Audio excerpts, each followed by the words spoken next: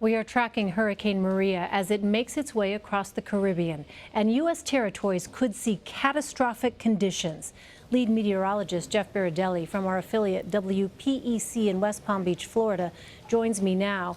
So, Jeff, Maria has already slammed some islands. Where is the storm heading? In just a couple of hours, it's going to be making landfall in St. Croix, and I'll call your attention to the satellite over the past couple hours. Notice this white. That's deep convection, deep thunderstorms kind of growing and developing in the atmosphere, feeding this system. So actually, the system has expanded. You can see how the clouds expand there. The system has actually gotten stronger. The winds are now 175 miles an hour as it bears down on the island of St. Croix.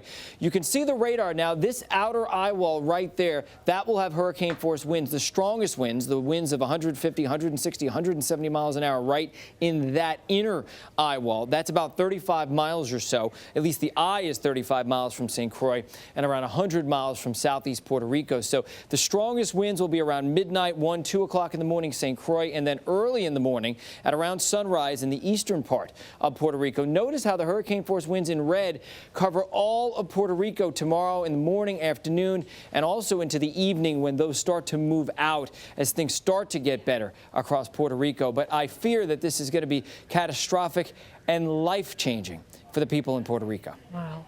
Well, for some of these islands, Jeff, this could be the second hurricane in less than a month. Can you give us an idea of how strong Hurricane Maria is expected to be? Well, it doesn't get much stronger. It may weaken just a teeny bit overnight tonight, but even so, the winds are 175, so 170, 165. I mean, we have to hope it weakens a little bit, but it's running out of time. So you notice that overnight tonight, it's located right over St. Croix, moving into tomorrow morning, places like Fajardo and San Juan.